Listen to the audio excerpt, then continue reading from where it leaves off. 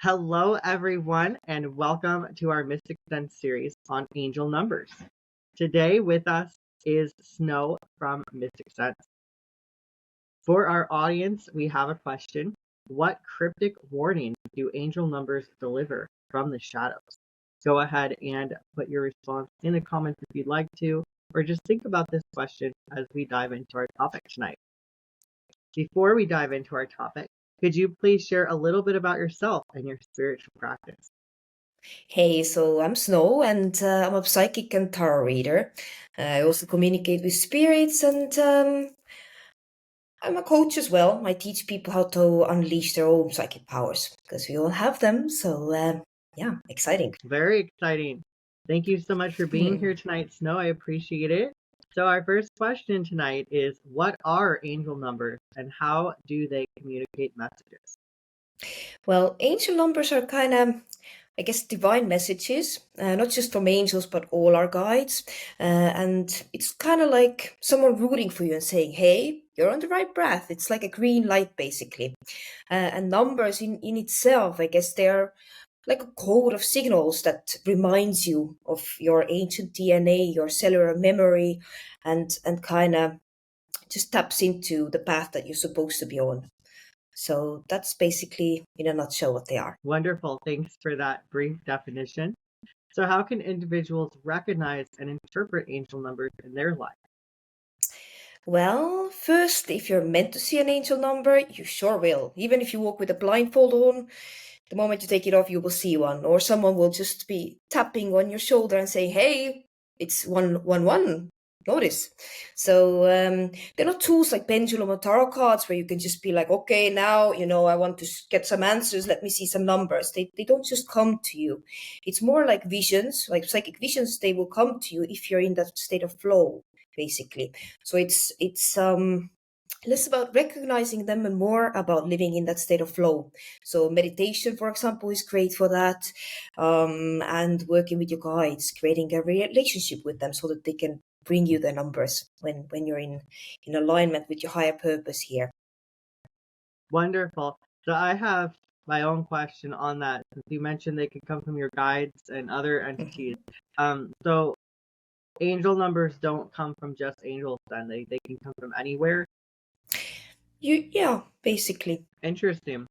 And I'm also curious how that goes into numerology a little bit. I know that's not one of our questions, but I'm just a little curious because I'm interested in numerology and what are your thoughts on that? Your opinion? hmm Well, everything in life works by divine frequencies, right? Even trees have this Fibonacci sequence. So that's basically true to ourselves, true to our lives. So every number has a very specific meaning. And when you're at a certain age, for example, that then also people tend to experience similar things in that. So when you turn 3, like me, for example, this year, there will be big shifts. I can feel it coming, like because it's double number, double digits.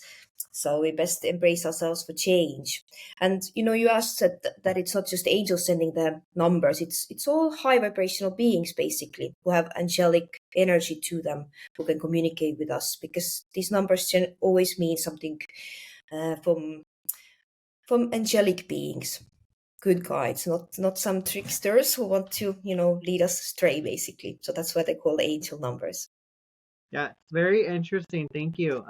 Math is such a fascinating thing, and a lot of people Mm. hate math. I'm not very good at it myself, but yeah, it's interesting to me to look at math from a spiritual perspective. It is, yeah. Everything is energy, as we know, as spiritual practitioners and psychics. And to think Mhm. about numbers as a symbol of energy as well. Um, I don't know. It's just really mind blowing because so much can be diluted down to math. Mm, Even music.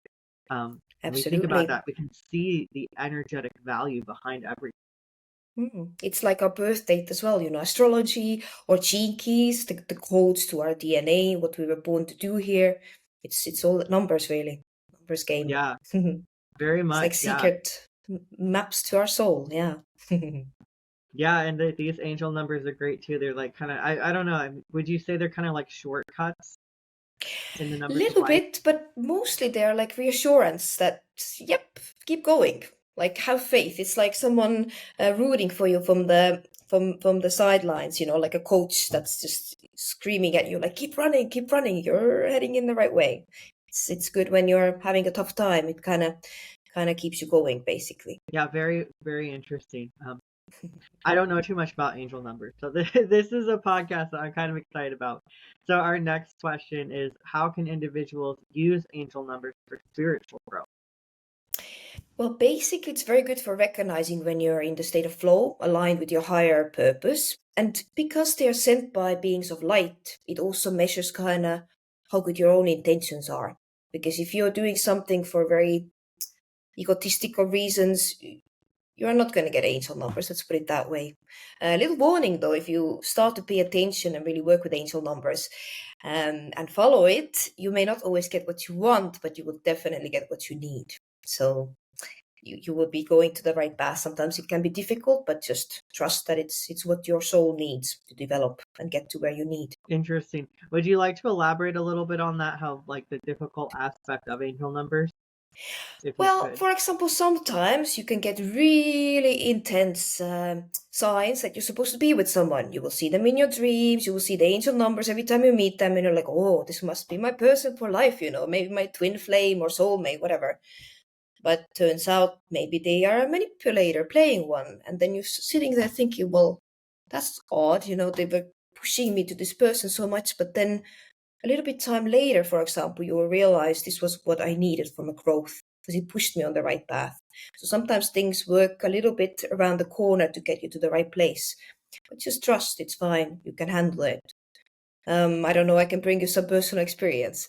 I had that with somebody, for example, and it led me to doing music. I'm also a musician, so sometimes it can work in strange ways. Interesting. Thank you for sharing that.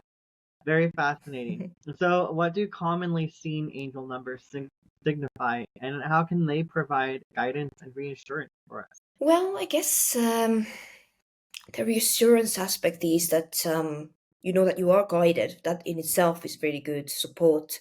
It also connects you to your higher self and higher purpose. So it's just receiving you're receiving the flow, so you can use it for creativity, for just really channeling messages from the divine as well. It means your senses are open and they're opening even more. I mean, different angel numbers signify, of course, different things. So we can go over that next, I guess, if Yes, sounds right. we are going to dive into the numbers of some really common ones. Um, Mm-hmm. it is interesting. So, as you're describing it, it's kind of like a compass almost pointing us Mm-hmm. where to go next, correct? Well said, yeah, well said. Mm. Okay, wonderful. So it's like a map for your life. If you're feeling, lost or something, just look for the signs. Mm. Angel numbers are one of many different signs that can appear, but Absolutely. if you see them, just follow them, see where they take you as a pointer, as a compass. Go that way, Mm-hmm. go this way. Yeah. So yeah, so let's dive into those some common ones. In fact, we can go beyond the scope of the question because we have plenty of time tonight. So what are some of the most frequently encountered angel numbers, such as 111, 444, and 555? And what do they typically mean for people? Mm-hmm. Well, number one, it's a very singular element, right? It's mostly about yourself, your personal growth, motivation, and independence. It means you're really stepping into empowered state and kind of going in the right direction for you. It's about your self-discovery and your own life purpose, basically. Usually, then new opportunities come, new start in life, good fortune is with you, and any goals you're working on, it's a green light, basically, that you're going in the right way. That's what it's about. 444, I guess that one, it's about stability in life. It's very many like corners to it. It's like everything is creating itself the way you need. So it's about evolution and stability and just sort of being decisive. Everything that you need is already there. 555, that one is, I guess, very positive usually for finances. It's like after there is this stability created, then you can sort of create wealth and abundance and freedom and sort of have positive things in your life. So they also work like in a tandem. You start from number one, personal discovery, moving to four, creating stability in your life, to five, that like abundance coming. So it's like stages as well in numbers Interest. themselves. Oh, interesting. I'm sorry. Um, so one of the angel numbers that I personally came across like a couple of years back was 1, 2, 3, 4 in a sequence. Do you have anything about like sequent numbers like 2, 3, 4, like 1, 2, 3, 4? What do you think about that? Well, it's also sometimes about if you keep seeing it, what context you're seeing it in, because it means it's you're progressing, you're growing. It is like very much about growth, right? It's like this kind of trajectory. So any number you see repeating is basically about that. I saw some of them sometimes, but I think 1, 2, 3, 4, any sequences. It's about that you are moving upwards, to from 3D to 4D to 5D to so on. That your vibration is actually growing also. That's kind of how I would interpret it, basically. Thank you. Yeah, that's kind of also what I was thinking because it's like that's the sequence of counting, so I'm moving into a new place. That's kind of what I took from that. Um, and it's interesting. I know angel numbers sometimes come up in, I want to say, numerology when it comes to like your birth number. Sometimes people get 11 or they get 22.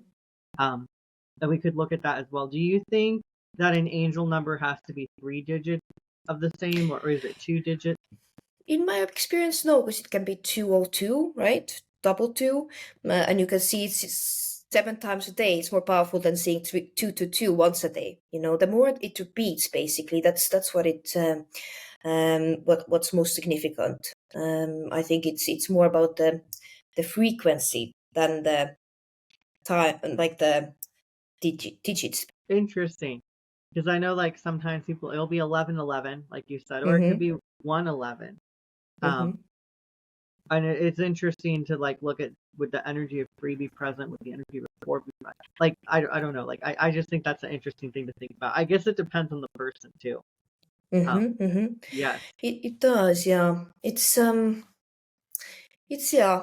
about repeating numbers rather than the digits still from what I see. But the more digits, like in numerology and birth numbers, if you're number one or you're number 11, that there's a difference there. It's a very, very strong alignment with your destiny.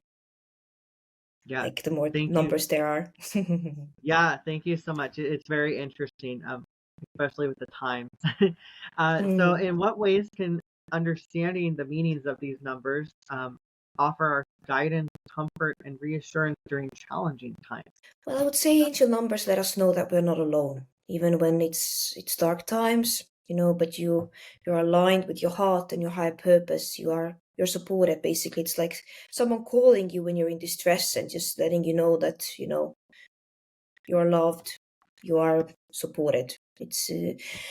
It's really calming somehow for most people, I would say. We are supported at all times. So, for example, praying to archangels or angels in general, it will bring you also this sense of peace, and they will start giving you more of these numbers and messages as well. So it's good practice to kind of also ask that I am open to receiving.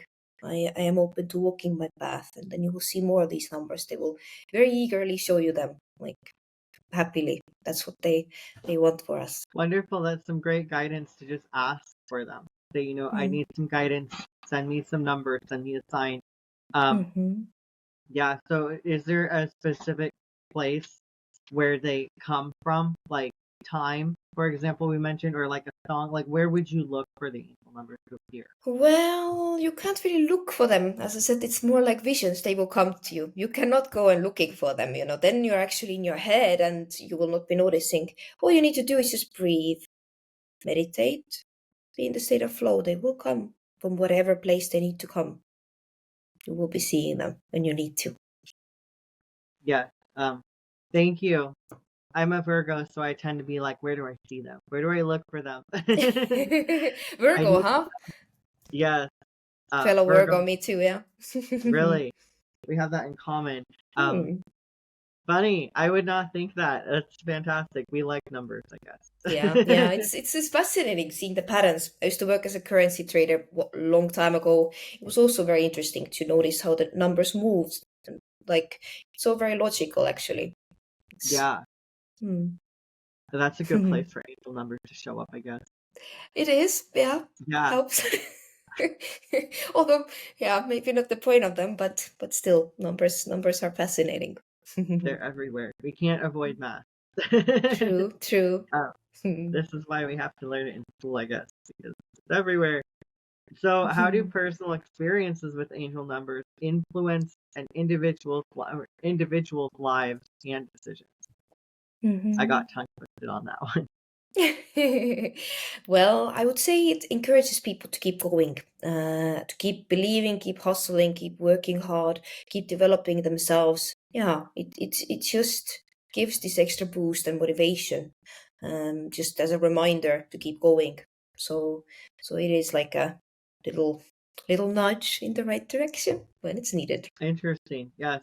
And you shared a personal experience you have with angel numbers previously. Is there any other personal experiences that could demonstrate how they affect us or impact us Mhm. that you have? Well, one way they often come across is also when someone has passed away. You know, these things we see in the movies where, I don't know, I personally had it also like it's 303 or 333 and you wake up every day, you know.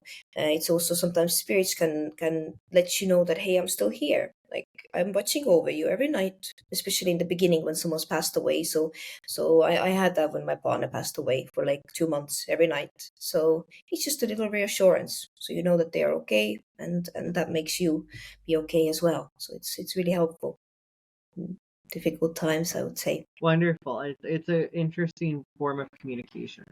Um, Hmm. I feel like it's similar to these like like telepathy is a form of communication. Mm-hmm. Tarot is really a form of communication. This is another tool, another language that Mm-hmm. spirit can communicate with us in.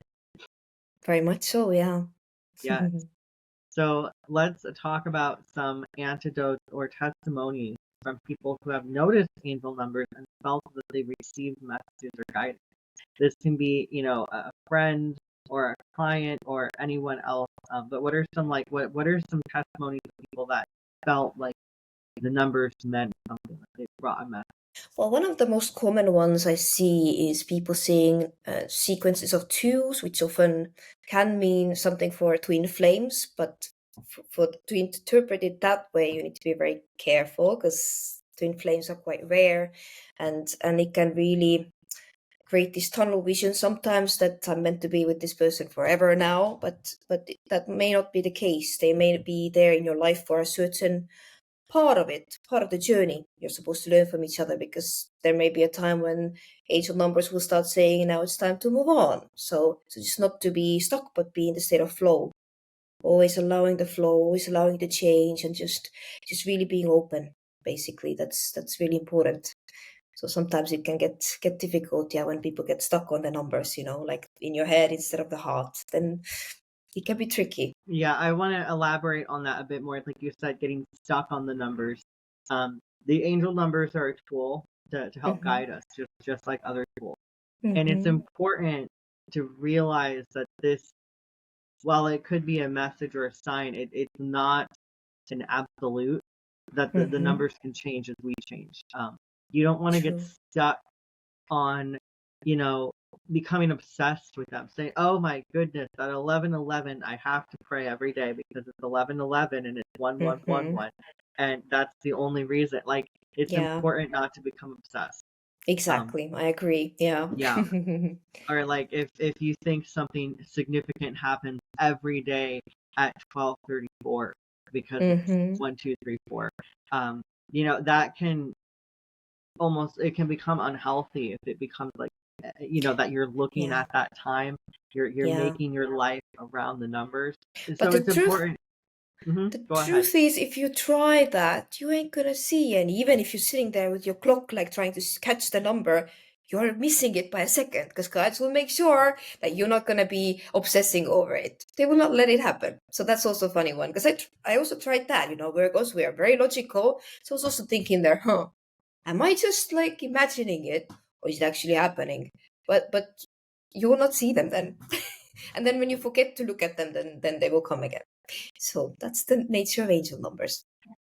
Yeah, it's super important. That part is super important because that is not the point of angel numbers. And the Yeah. thing is, like, the angel numbers will change too. If you are fixated on, the number 111 or 222, Yeah.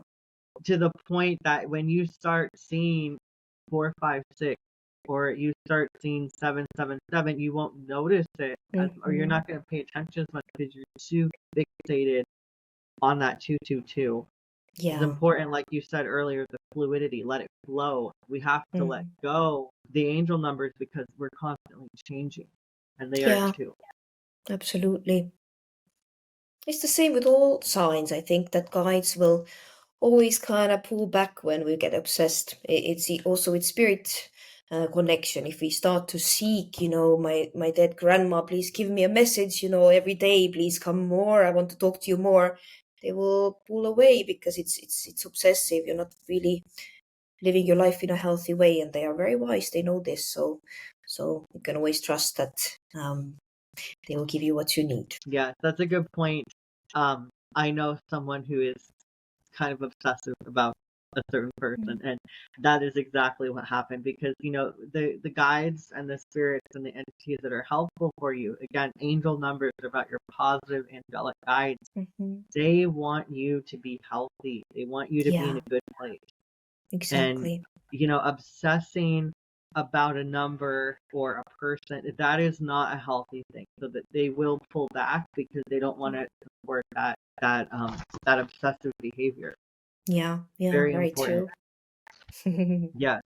Um, so our next question is sorry, my paper fell down. What kinds of messages or guidance do people typically receive from angel numbers, and how do they interpret these experiences? Well, I guess it's very individual. It's like tarot cards. One card can mean very different things to different people. But I guess number ones and twos are the easiest, because number one is like one person, like it's about me. Number two, often it's associated with love because it's two people. That's kind of how most people interpret it, even if they don't know anything about angel numbers. I think everything else is more about personal interpretation, what context you are seeing it in, and kind of what's happening in your life at the time. But whatever it is, it's usually signifying huge changes and huge shifts in your life. Something is really really transitioning, and that kind of, no matter what is happening, usually I see people only interpreting it in a positive way, really. That's the one thing in common for all encounters with angel numbers. It's always some kind of positive shift. That's wonderful. I'm glad that it's usually positive. Do you think there's a benefit to planning? Like you said, major shifts, major changes is one common ground with these angel numbers. So, like, if I was gonna make like buy a house or apply for a job, should I try to plan it on the 11th because it's 1/1, or the But 22nd because it's that's 22? again like choosing to want to have angel numbers. I will plan my wedding on this day because then for sure the divine forces are with me, thinking with your head that's good. But that's not really, if you're meant to have your wedding or your house purchase date on 11/11, it will come to be. Even when you book it for, I don't know, 3rd of February, someone will say, oh, sorry, the venue is not available or the house is not available. And then it will end up on that date. So you don't really have much of a choice in the matter, actually. If it's meant to be, it will be. Because guides have very good ways of nudging different people, different circumstances, so that somehow it will manifest itself. So it's more just allowing it to happen, basically. Yeah, very interesting. I mean, again, with our Virgo minds, we want to control Hmm. things. um, Yeah, I haven't personally seen much effect, or maybe that's my belief that don't force it. I haven't really chosen such double digits on purpose because it's up to the guides to give us that reassurance and that that trajectory towards specific outcomes. So I don't know. Have you got any experience with that yourself? I have not tried to do that intentionally, Mm-hmm, probably for mm-hmm. similar reasons, is that I feel Yeah. like things are meant to happen when they happen. That I thought about it. Okay, I thought about it. And the fact that I thought about it is like, I don't know, like I like to know how things are gonna work out. And I guess there's a Mm-hmm, benefit to being psychic with that because I can do divination. mm-hmm, But I don't do readings for myself, so it's something I've thought about. mm-hmm, I've definitely like I like numerology. So like my interpretations of the angel numbers are more of like the numerological 1 through 9. mm-hmm, mm-hmm.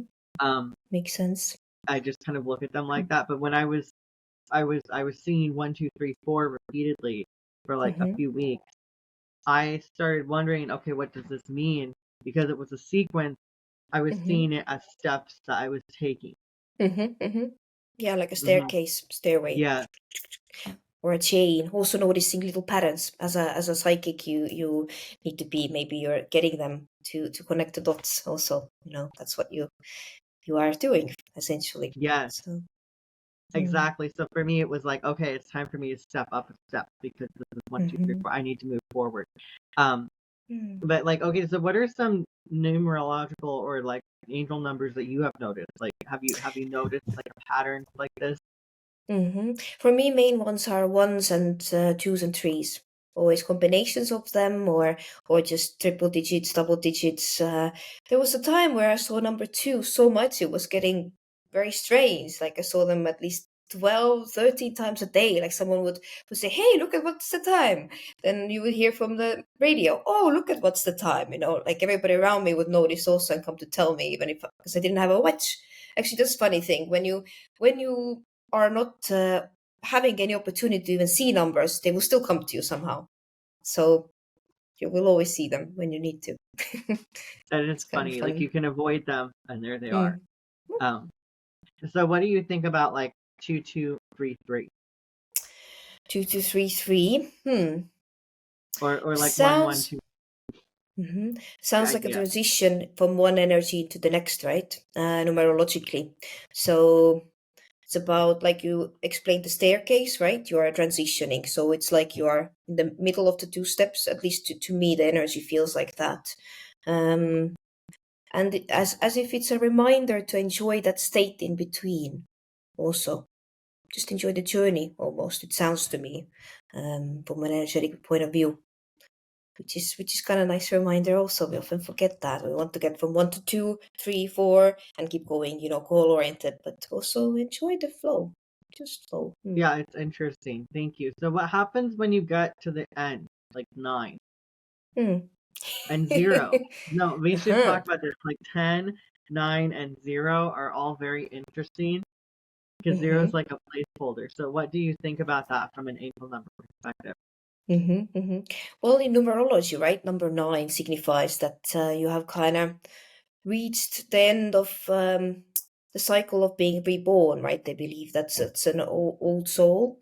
We always have a choice, of course. We can still keep going if you want to, but number 9, I guess, signifies that you are at the end of some kind of transition period, I would say. But that doesn't mean that you can't keep going. There aren't many people whose life mission is filled in this life, like very early on. However, there are some, and then you still have a choice. You don't have to end your life now. It means you can still keep going. My mom, for example, is one of the people who has already filled her mission, but she's still learning, still continuing to grow. So you can still start seeing other numbers, even when you've seen nines and tens. Interesting. Yeah, it's interesting. And especially from a numerological perspective, the number 0 is like, so 8 is the infinity sign, and 0 is Hmm. like kind of the circle of the completion, the wholeness. And that's kind Yeah. of how I look at it. So it's almost like you have everything, which is also nothing at that point. It's a really Hmm. interesting in between. Um, Hmm. Hmm. what do you think about that number? I know that's not like a common angel number, but I'm just curious what role that would play. Or is It that is a too little complicated? bit. It is a little bit like the full tarot card, right? You're ready Yes, to kind of jump into the abyss head first without knowing if there is what is underneath there. It's that feeling when you're about to hit the water with your head first. There's nothing in that moment but everything. You have no idea what's coming, but you're letting go. And that's the kind of energy in zeros. As you say, yeah, circle is complete and there's no fear, but also it's kind of unknown. And isn't that exciting? New cycle Yes, can start. it's so fascinating to like meditate just on the concept of zero, to me, at least Mm, mm. personally. That sounds fun. I should try it also. Yeah, I You haven't should all tried try it. it. I've thought about it again. I've thought about it. I haven't tried it because honestly, I'm kind of afraid a little bit. Mm. Like if Well, I maybe like we all go try into it and write in the comments how that worked. Very interesting, isn't it? We can do a little test. yes, Mm. everybody should try to meditate on the number zero, and let us know in the comments. You can pause this video, meditate for a solid 10 minutes just on the concept of nothing, zero, and let us know your experience. You need to know. Fun, fun. Yeah. What is nothing? Because you can't have nothing without nothing. That's like, it's very fascinating. I know I'm curious numerologically because usually it starts from 1 and ends at 9. Um, Mm-hmm. what about negative numbers? Do they exist? Um, Mm. we we should think about this. Well, isn't it like also with tarot cards, like when you reverse them, they have a different meaning, right? So, but angel numbers can only be high vibrational. So I've not seen really negative numbers per se, like being represented to you. I don't True. have such an experience, so I don't know how that would work really. But like negative, not like bad, but like, Mm-hmm. inverted. Mm-hmm. Um, Yeah, inverted, I yeah. I don't know how they would show up either because usually they come in like songs or something like, and Mm-hmm. usually it's just a number. It's not like I want to say they're beyond the concept of inverted. Like they're Mm-hmm. beyond Mm-hmm. that. Because again, they come from a higher vibration. They're a form of communication. Mm-hmm. Mm-hmm. Yeah. Mm-hmm. So I'd like to ask you a few questions about your experiences as a psychic, if that's all right. Yeah, sure. So, how long have you been practicing as a psychic, and what inspired you to become a professional advisor?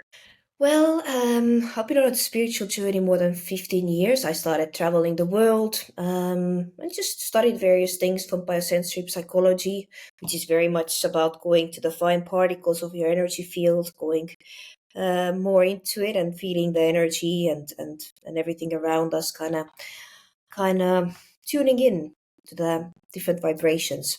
I did that 6 years, super intense. Like you had to sit, for like 12 hours sometimes, just like on the camera. We were doing it online. It was very much like, disciplined. So yeah, it was good basis, and it also taught me to be humble, because in spiritual practice sometimes you can go into it arrogantly thinking now you know it all, but always keeping the humility and respect. I really had to learn that. I think, to have a good base there. And then I would say, yeah, I used that for personal healing first, then started doing tarot readings for friends, family, and like you, I like to test everything. So I would like use the cards, and be like, what's this person's profession? Then I'll pull out the exact card. I was like, okay, that's a coincidence. Let's try another person. What's their profession? Okay, that matches. Okay, let's try again. And I did it for the whole family, and I was like, huh, this is working. Okay. So I was like, huh, these cards work. This is very interesting. So I kept going this way, different tests, always running tests. It's super fascinating. Same with crystals. You hide them and you can just feel and find them because the vibration works. But professionally, I guess I lost 2 partners in a row, and so that kind of opened the spirit communication, and I pretty much had no choice but to dive into the world, because I don't know how I would have gotten over that really otherwise, if I wouldn't have been able to communicate with them. So I kind of dived into it with everything I had. So that's kind of how I got there. That's very interesting. Thanks for sharing that. So, what psychic gifts do you possess, and how can you help them to? How do you use them to help others? I want to say the reason I'm asking this is because you did mention you can communicate with the people you lost. So is mediumship one of the services you offer on the platform? I do. It's not the primary one, because from my personal perspective, because I'm so I struggle with grounding sometimes because I'm living somewhere really high up there. So it can come at a cost sometimes because sometimes to get the spirit to join you, it's like ringing someone and then waiting. Will they answer? Will they not? So you then have to start bringing them in somehow. Not all spirits want to really talk necessarily. If they just come, it's easy. Then it's easy. Yeah, then I do it. So it's more about what the spirits want, if they need to give a message or not. So I do it when they come, and if I do other readings and they come in, I always give the message. It means that there's something needs to be said. So always happy to include that basically. But I leave it up to the spirits more rather than like bringing them in if they're somewhere far and they have things up to do up there also. So it depends of spirits, I would say. Interesting. That's similar to my approach to mediumship as Mm. well. It's not my primary thing, but like I have had them come Mm-hmm. in sometimes as well, and it shares a message. So, what services can people on Mystic Sense get? Like you said, you do coaching. Mm-hmm. Um, do you also do like dream interpretation, or what tools do you use? Dream interpretations, yes. Looking at timelines, looking at love life a lot, compatibility, where the relationship is going, what to learn from it, because everything has divine lessons. I also like to look at what gifts a person might have and how to develop them.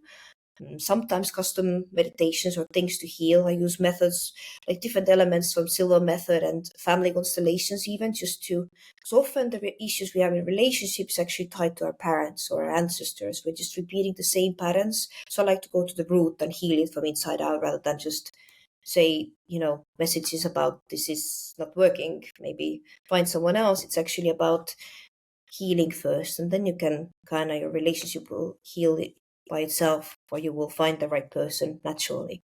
It's yeah. So kind of I use mainly tarot cards because it's like an extension of our energy. It's just it doesn't take much as much energy as mediumship where you have to like really tune in and take the time and like really channel it. But I just feel intuitively what's needed. I use pendulum as well for simple yes no questions, sometimes Akashic records, and just different guides for different people. Sometimes spirit animals come through, then I just also let people know, hey, tune into this energy because it's like a powerful symbol to kind of support you right now. So I let the process guide me, I would say, not the other way around. So that's part of the fun. You never know what can come through. So you can find out by going and finding Snow on Mystic Sense. Um, yeah, it's fantastic. Do that. And I know you mentioned earlier with the angel numbers too, is that you have to let them come to you. You can't try to force them. So it sounds like that is the approach to divination in general. Like we can't force someone to come through for us to talk to us, but we can give them the option to use that mode of communication. Yeah, it's a little bit like imagine with a friend, you want to have a deep conversation, heart to heart conversation. You can't just go to them like, hey, tell me everything that's happening in your life. But you can create a safe space, right? Maybe a nice candle, pot of tea, and a nice space, and then it will happen naturally. They will open up and say with guides. You just create the space by being in the state of flow and it will come. So that's the best way. Create the space for change. Yes, and the flow. Mm. So I'm thinking about what other things would you like to share with our viewers? Is there other things you'd like to share about yourself and your practice, or even angel numbers as well? Well, I would say that it's very good to get reassurance from psychics and it's very good for healing, and also it's good to do meditation daily yourself because we all have abilities that we can strengthen, and it's also easier for the psychic if you're in the state of flow and allowing, because then magic can happen. People put their energies together and very powerful insights happen. So we can support one Yes, another in this way. Often I would say clients teach me as much as I teach them, because there is no coincidence, right? The clients that find you are supposed to find you for a reason. I find that on a day, if I struggle with something, definitely clients will be struggling with the same. Like they will just find me. That's the being in the flow. We are here to help one another. So that's a very beautiful way how things always work, because we always are learning, no matter how long we have practiced. We're still always growing. So it's nice. yes. that is also something I've experienced with when I'm struggling with something, the clients will be struggling with the same thing, or I'll be giving the advice from the cards or wherever it comes from, Hmm. and I'll be like, wow, I need to take that advice. So, like, if Exactly, he yeah. gives you advice, it gives some advice. It's almost like the Reiki energy. It's like it heals both people at the same time because it's Yeah. present. Um, I found that to be true as well. So, could you talk a little bit more about the flow? I know you've mentioned it many times. What exactly is the flow and how can we access it? Well, flow is kind of that state where your mind can switch off and relax, and everything just is. The powerful sentence, I just am. There's full acceptance. It's also the stance of an observer. When you zoom out of life situation, you just look at it from a cosmic perspective, like on a bird flight. You can see everything very clearly. There's full acceptance. Like spirits and guides are very accepting. There is no bad thing, no unnecessary thing. Everything is as it needs to be in a way. So whenever your mind switches off and you just are, you're in the state of flow. You can be fishing. Men often use it. They're fishing, standing there, looking at the river. That's the state of flow. It can be when you're really attuned to what's around you, what's within you as well. There's different forms of meditation. Even athletes can be sort of switching off the mind and being in the state of flow. So it's more about that feeling of being one with the surroundings, one with yourself. Meditation is a good tool. Also, you can practice by, for example, when you're running or walking, you can, instead of focusing on where you're going, you can focus on the sensation, what's around your hands, for example, the energy around it, how it connects to the environment around you, because we are connected at all times. So this is what enhances the senses on all levels, I would say. So that's how I would define the flow, I guess, the oneness and acceptance. Yeah. Interesting. I love the analogy of fishing, because some people, they are meditating in Hmm. every day, and people don't realize that these daily activities really are a powerful form of meditation. Hmm. Um, I like Yeah. the fishing. I now I want to try that. I've tried the walking meditation before, but not the fishing. Hmm. Well, you could do it with anything, isn't it? That the saying that just do what you do, but focus fully. You can even wash the dishes and really be one with the water and really be sensing it. Maybe I need to try it. It's not the most Yeah, fun it's thing just, washing the dishes, but it can be, I guess, when you're connecting in this way. or you make it better at least. Yeah, It doesn't yeah, make it fun. Yeah, yeah. great. Hmm. That is interesting. I want to go like try, doing something in that way now. Everybody should try it, and they should all let us know. Meditate on zero, and then That's go fun. do an activity I and look see forward the to results. meditation as well. Very fun. Yes. So sorry, how do you handle skepticism from clients or the public about your Mhm. psychic abilities? Have you dealt with skeptics before? Yes, when I did my mediumship training, first thing was to just don't let it affect you. I think sometimes it's not very easy to read for someone because no matter what you say, they're like, no, that's not true. No, no, no, no, no. But that means it touches some painful point usually. And I leave it with them because it will start, something in the brain will start ticking. And when they're ready, they can look at it again. It's okay. If someone is not ready, they're not ready. We can't force them. But a psychic's job is, of course, to give proof, to give facts, to show that this is real, and I'm committed to doing that because it's helpful. Our brains are very logical. We need proof. So it's really about being precise and being really kind of giving clear insights. But when someone's mind is really close, sometimes it's hard because they're not open to even listening really. Sometimes people are wanting to almost see that, like wanting to prove that it doesn't work. So then, no matter what you say, they are skeptical. But when time passes, they will usually see that there was something about it once their mind opens. I would say, because even to have the interest, the inkling to even test it, to test the psychic, you must have some interest to see that it works. So already your mind is opening slightly, step by step. So it's just a matter of time for most people. because it's kind of a little bit, seeing into your numbers, seeing things, all the signs. There comes a time where you can't deny that there is something to it, because it's just too many coincidences. Mathematically, it makes no sense whatsoever. So then your logical brain can be like, you will start thinking. So that's the beauty of it. But yeah, I leave the skepticism with the person. When they're ready, they can kind of dive deeper. I will still give them a reading, and I will gently try and kind of nudge them to open up. But if they don't, then yeah, I will leave them with that. People are experts on themselves when they're ready to open and when not, really. Yeah, it's very interesting. It's a good approach. I like that approach. It's interesting that you said, even to come to a psychic to try it, there is some interest. So I think that's Mm-hmm. definitely true. That when you are coming to an advisor like this, it's good just to be open to Yeah. what they have to say. You don't have to believe it, but just Mm-hmm. being neutral is Mm-hmm. oftentimes probably the best way to come to a reading, because whatever they say, whether good or bad or anything in between, it's information, and at the most, at the least, I want to say, at the least, it's an entertaining experience. At the Mm-hmm. most, it can be profoundly life changing. And have Mm-hmm. you had experiences that have been life changing for the client? Yes, yes, many, I would say.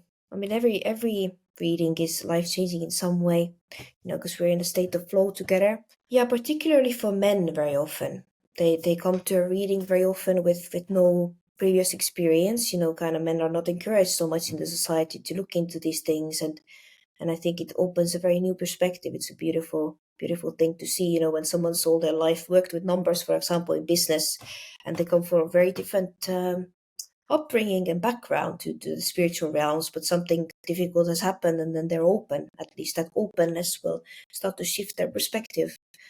And then they can take these new insights back to the business world or wherever they are, and that has a ripple effect on everyone around them. And that's how the world changes into being more aligned with more higher purpose, I guess.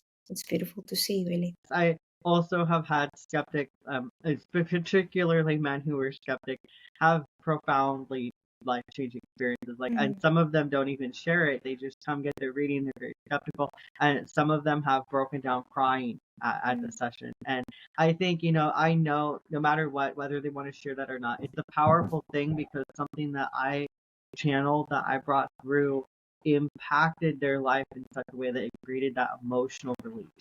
Mm-hmm. Um, It is and it's beautiful, great, yeah. and it's great to be open minded enough just to try it and see how it works, see what happens. Mm-hmm. And often during the session, sometimes people can be very, like, not very talkative. They'll just say, okay, okay, okay. And you're thinking, are they, okay. But then, like, in the reviews, or you see that it actually really changed things, but they need some time to think about it, time to integrate, because it's new. It doesn't make sense to the brain yet, but once they sit in it, they will realize, oh, so sometimes it takes time as well, but it's kind of nice to see that process internally, how it sort of opens things up, and how people change. Yes, very interesting. It's been similar for me too. I remember I was with a client, and he was one of these people that was a skeptic and just sat there and said, okay, okay, didn't even say anything. Mm-hmm. But he left me a very large tip when he left, and it was Mm. like it was like a 50% tip or more. And Mm-hmm. I was shocked, because I was very shocked, because I thought, okay, he's a skeptic, he's, probably just doing this because he wants to try it out, or, I was very shocked. I knew it impacted him, even though he didn't say anything, because he would not have shown that level of gratitude if it Mm. didn't really mean something to him, you Mm-hmm. know, Mm-hmm. whether it's Exactly. through a review, through an emotional release, through, the, the compensation. It doesn't matter how it comes, but the fact that it impacted enough that he had to show how much he appreciated that information. Um, it's really powerful to see that, especially from someone who is closed off and reserved, and who, maybe they really want some guidance, but they don't know how to ask for it, or they're afraid to ask for it. Yeah, yeah. It's really life changing. Yeah. Yes, it can be. And And our sessions are also confidential, and that's an ethics thing that I feel like I I don't want to say all because all is an umbrella statement and it's not all, but I feel like professional advisors should, in my opinion, keep this information Absolutely. confidential, Mm. client information. And that's a great thing about Mystic Sense is that we do have the rules. We have the psychic health rules, we have the guidelines, and one of those rules is that our information that we share is confidential. Um, so it is the perfect way, to Mm-hmm. test that out if you're afraid of what people are going to think about you getting a reading, or afraid to go to a psychic in person. You can, stay relatively anonymous and, Mm-hmm. and keep it confidential, and you can still get that life-changing guidance through our platform and through a reading with Snow. Yeah, it's a nice safe space there for healing and Yes. everything. Anything one wants to talk about, it's yeah, completely safe and non-judgmental. Yeah, so thank you so much for being here, sharing this wisdom and this guidance and these experiences with us. Is there anything else you'd like to share with our viewers before we wrap up our session tonight? Well, I'm just gonna remind to do the meditation. It'll be fun. I'm gonna once we finish, I'm gonna do it as well. So let's share our experience. Sounds fun. And if you have any questions about life, love, anything really, I'm here for you. Thank you so much. Thank Snow's you. profile will be linked in the description of this video, so make sure to check it out. Read her bio, head over to her Mystic Sense website or page on our website, and connect with Snow to get your own personalized reading. Thank you so much for your time and Thank you. expertise. Thank you for being here. And thank you everyone for watching this episode and participating with our meditation as well. I hope you have a great evening and I hope to see you all next week. Bye.